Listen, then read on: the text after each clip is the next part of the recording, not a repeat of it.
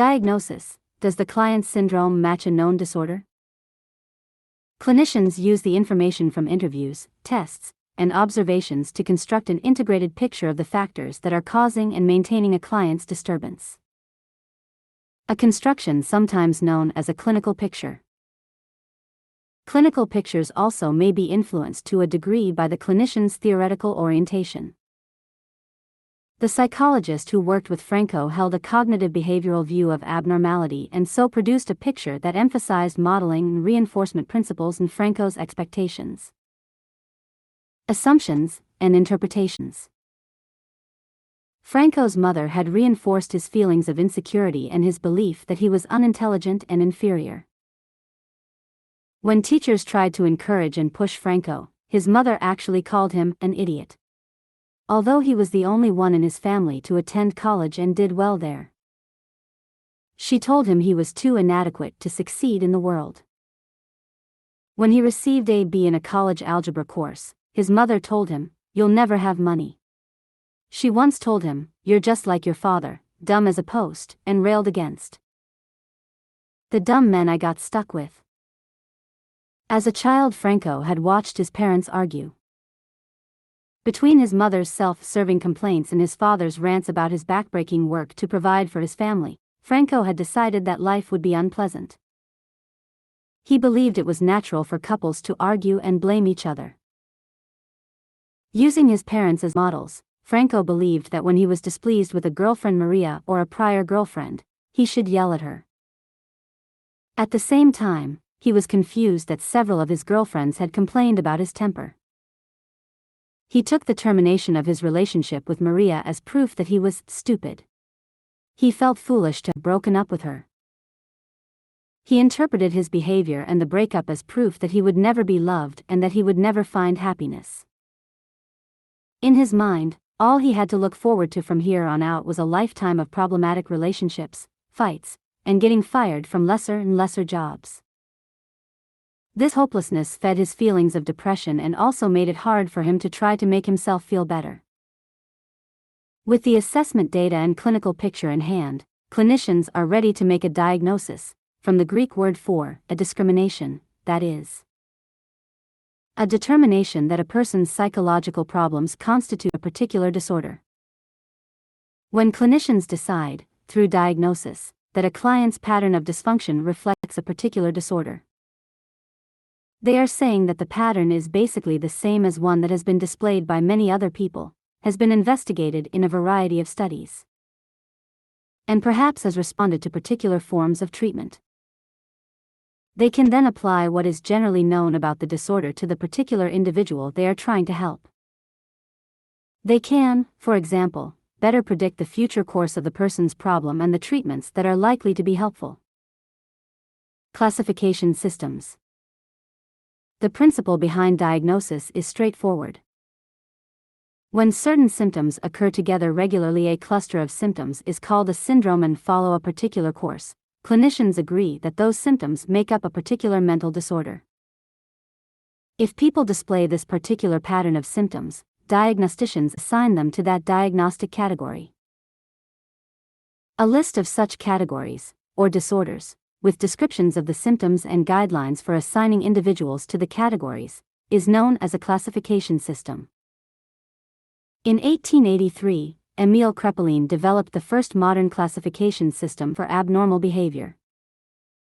His categories formed the foundation for the Diagnostic and Statistical Manual of Mental Disorders, DSM, the classification system currently written by the American Psychiatric Association, APA, 2013. The DSM is the most widely used classification system in North America. Most other countries rely primarily on a system called the International Classification of Diseases, ICD, developed by the World Health Organization, which lists both medical and psychological disorders. Although there are a number of differences between the disorders listed in the DSM and ICD and in their descriptions of criteria for various disorders, the DSM's descriptions are more detailed. The federal government has required that by the end of 2014, the numerical codes used by the DSM for all disorders must match those used by the ICD. A matching that is expected to lead to more uniformity and accuracy when clinicians fill out insurance reimbursement forms. The content of the DSM has been changed significantly over time. The current edition, called DSM-5, was published in 2013. It features a number of changes from the previous edition, DSM-4TR, and the editions prior to that. It may seem like the DSM-5 shift from using Roman numerals to Arabic numerals for its title is but a cosmetic one. Much like the Super Bowl 50 shift from Roman to Arabic numerals that is scheduled to take place in 2016. In fact, however, the DSM is changing to Arabic numerals in anticipation of the periodic DSM updates that will be made online over the coming years, updates that can now be distinguished as DSM 5.1, DSM 5.2, and so on. Mental Health Awareness Dates. January, Mental Wellness Month. March, Developmental Disabilities Awareness Month, National Self-Injury Awareness Month. April, Alcohol Awareness Month, National Autism Awareness Month, National Stress Awareness Month. May, Children's Mental Health Awareness Week, National Anxiety and Depression Awareness Week, Schizophrenia Awareness Week. June, Panic Awareness Day, June 17th, Post-Traumatic Stress Disorder Awareness Day, June 27th. September, World Suicide Prevention Day, September 10th. October, National Depression Awareness Month, World Mental Health Day, October 10th, National Bipolar Awareness Day, October 10th, OCD Awareness Week, ADHD Awareness Month. November, National Alzheimer's Disease Awareness Month. DSM-5. DSM-5 lists more than 500 mental disorders. Each entry describes the criteria for diagnosing the disorder and the key clinical features of the disorder. The system also describes features that are often but not always related to the disorder. The classification system is further accompanied by background information such as research findings, age, culture, or gender trends, and each disorder's prevalence, risk, course, complications, predisposing factors, and family patterns. DSM-5 requires clinicians to provide both categorical and dimensional information as part of a proper diagnosis. Categorical information refers to the name of the distinct category, disorder, indicated by the client's symptoms. Dimensional information is a rating of how severe a client's symptoms are and how dysfunctional the client is across various dimensions of personality and behavior. Categorical information. First, the clinician must decide whether the person is displaying one of the hundreds of psychological disorders listed in the manual. Some of the most frequently diagnosed disorders are the anxiety disorders and depressive disorders. Anxiety disorders. People with anxiety disorders may experience general feelings of anxiety and worry, generalized anxiety disorder, fears of specific situations, objects, or activities, phobias. Anxiety about social situations, social anxiety disorder, repeated outbreaks of panic, panic disorder. Or anxiety about being separated from one's parents or other key individuals, separation anxiety disorder.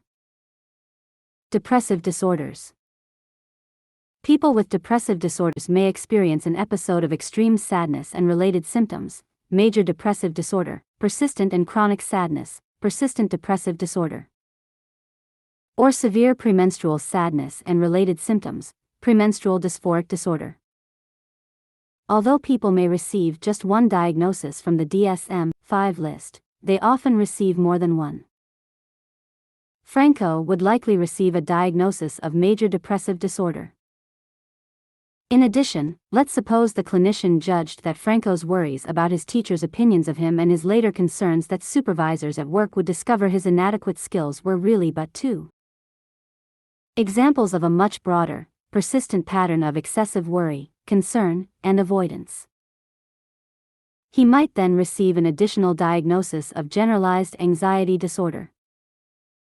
Alternatively, if Franco's anxiety symptoms did not rise to the level of generalized anxiety disorder, His diagnosis of major depressive disorder might simply specify that he is experiencing some features of anxiety, major depressive disorder with anxious distress. Dimensional information. In addition to deciding what disorder a client is displaying, diagnosticians assess the current severity of the client's disorder, that is, how much the symptoms impair the client. For each disorder, the framers of DSM-5 have suggested various rating scales that may prove useful for evaluating the severity of the particular disorder, APA, 2013. In cases of major depressive disorder, for example, two scales are suggested by DSM-5, the cross-cutting symptom measure and the emotional distress depression scale. The former scale indicates the current frequency of various problematic feelings and behaviors, for example, I do not know who I really am or what I want out of life, and the latter indicates the frequency of various depression-specific feelings and behaviors, for example, I feel worthless. Using scores from these scales, the diagnostician then rates the client's depression as mild, moderate, or severe, based on his clinical interview, tests, and observations. Franco might warrant a rating of moderate depression from his therapist.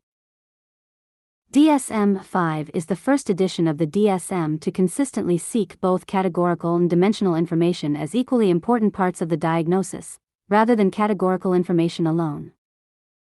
Additional information. Clinicians also may include other useful information when making a diagnosis.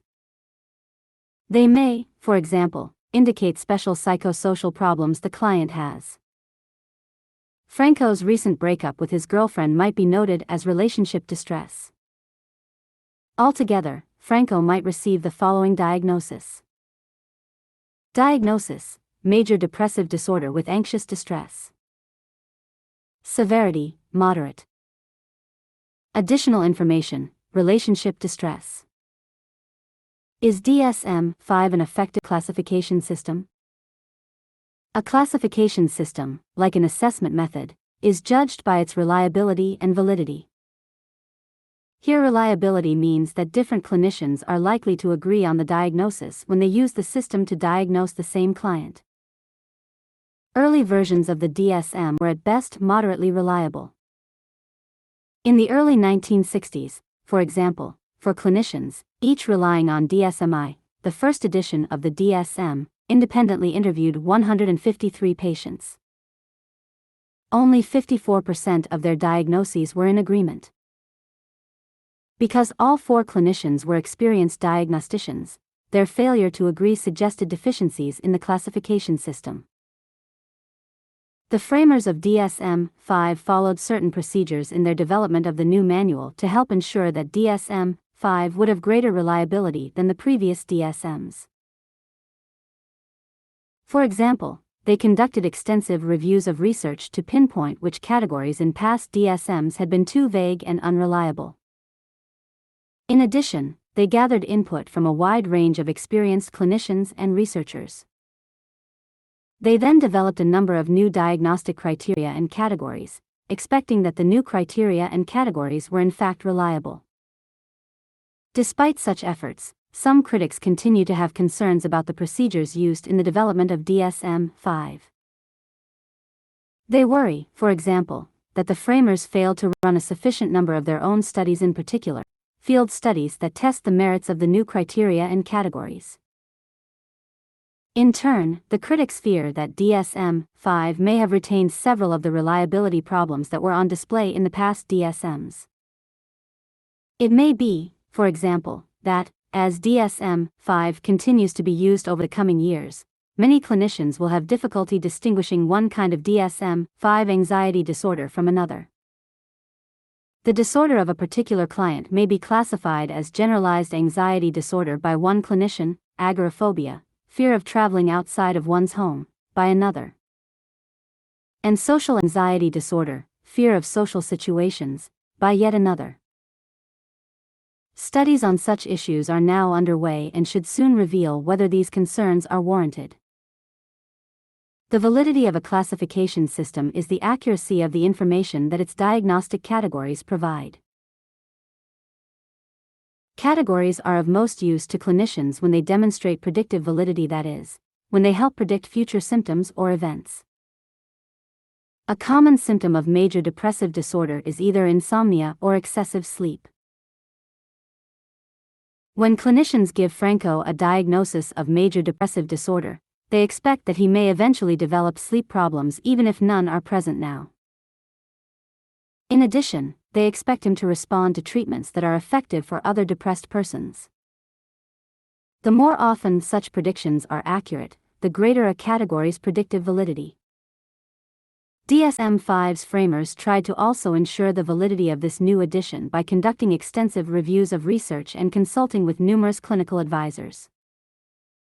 As a result, its criteria and categories may have stronger validity than those of the earlier versions of the DSM. But, again, many clinical theorists worry that at least some of the criteria and categories in DSM-5 are based on weak research and that others may reflect gender or racial bias. Once again, current studies on issues of this kind should soon clarify the merits of such concerns. Actually, one important organization, the National Institute of Mental Health, NIM, has already concluded that the validity of DSM-5 is sorely lacking and is acting accordingly. The world's largest funding agency for mental health research, NIM, has announced that it will no longer give financial support to clinical studies that rely exclusively on DSM-5 criteria. And, more generally, the agency continues to develop its own classification tool, called the Research Domain Criteria, RDoC, which it expects to eventually be the primary such tool used by researchers. While the NIM announcement is certainly a blow to the prestige of DSM-5, it is worth noting that the RDoC is itself receiving considerable criticism from many clinical theorists. They believe that the final version of this new tool, which is based on the premise that mental disorders are best viewed and studied as biological disorders, will minimize environmental and psychological factors in its classifications, while focusing excessively on genetics, brain scans, cognitive neuroscience, and other such areas of study. Call for change. The effort to produce DSM-5 took more than a decade. After years of preliminary work, a DSM-5 task force and numerous work groups were formed in 2006, with the goal of developing a DSM that addressed the limitations of previous DSM editions. As noted earlier, the task force and work groups conducted scientific reviews and gathered input from a wide range of clinical advisors to help develop a DSM that would reflect current insights, research findings, and clinical concerns. Between 2010 and 2012, the task force released several drafts of DSM-5 online and asked clinical researchers and practitioners to offer their suggestions. Given the outreach of the Internet, the response from the clinical community was enormous beyond anything the previous DSM task forces had received. And not surprisingly, given the diversity of orientations in the clinical field today, the response was wide-ranging, including an onslaught of criticism from many quarters. The DSM-5 task force took the online feedback into consideration and completed the new edition of the classification system. Finally, in May 2013, DSM-5, the new diagnostic and classification system, was published. The categories and criteria of DSM-5 are featured throughout this textbook. Some of the key changes in DSM-5 are the following. Adding a new category, autism spectrum disorder, that combines certain past categories such as autistic disorder and Asperger's syndrome. Viewing obsessive-compulsive disorder as a problem that is different from the anxiety disorders and grouping it instead along with other obsessive-compulsive-like disorders such as hoarding disorder, body dysmorphic disorder, trichotillomania, hair-pulling disorder, and excoriation, skin-picking disorder. Viewing post-traumatic stress disorder as a problem that is distinct from the anxiety disorders. Adding new categories, disruptive mood dysregulation disorder, persistent depressive disorder, and premenstrual dysphoric disorder, and grouping them with other kinds of depressive disorders. Adding a new category, somatic symptom disorder. Replacing the term hypochondriasis with the new term illness anxiety disorder. Adding a new category, binge eating disorder. Adding a new category, substance use disorder, that combines past categories, substance abuse and substance dependence. Viewing gambling disorder as a problem that should be grouped as an addictive disorder alongside the substance use disorders. Replacing the term gender identity disorder with the new term gender dysphoria. Replacing the term mental retardation with the new term intellectual disability. Adding a new category, specific learning disorder, that combines past categories, reading disorder, mathematics disorder, and disorder of written expression. Replacing the term dementia with the new term neurocognitive disorder. Adding a new category, mild neurocognitive disorder. Can diagnosis and labeling cause harm? Even with trustworthy assessment data and reliable and valid classification categories, clinicians will sometimes arrive at a wrong conclusion. Like all human beings, they are flawed information processors. Studies show that they are overly influenced by information gathered early in the assessment process. They sometimes pay too much attention to certain sources of information, such as a parent's report about a child, and too little to others, such as the child's point of view. Finally, their judgments can be distorted by any number of personal biases: gender, age, race, and socioeconomic status, to name just a few. Given the limitations of assessment tools, assessors, and classification systems, it is small wonder that studies sometimes uncover shocking errors in diagnosis, especially in hospitals. In a classic study, for example, a clinical team was asked to reevaluate the records of 131 patients at a mental hospital in New York, conduct interviews with many of these persons, and arrive at a diagnosis for each one. The researchers then compared the team's diagnoses with the original diagnoses for which the patients were hospitalized. Although 89 of the patients had originally received a diagnosis of schizophrenia, only 16 received it upon reevaluation. And whereas 15 patients originally had been given a diagnosis of a mood disorder, 50 received it now. It is obviously important for clinicians to be aware that such huge disagreements can occur. Beyond the potential for misdiagnosis, the very act of classifying people can lead to unintended results. For example, many family social theorists believe that diagnostic labels can become self-fulfilling prophecies. When people are diagnosed as mentally disturbed, they may be perceived and reacted to correspondingly. If others expect them to take on a sick role, they may begin to consider themselves sick as well and act that way. Furthermore, our society attaches a stigma to abnormality. People labeled mentally ill may find it difficult to get a job, especially a position of responsibility, or to be welcomed into social relationships. Once a label has been applied, it may stick for a long time. Because of these problems, some clinicians would like to do away with diagnoses. Others disagree.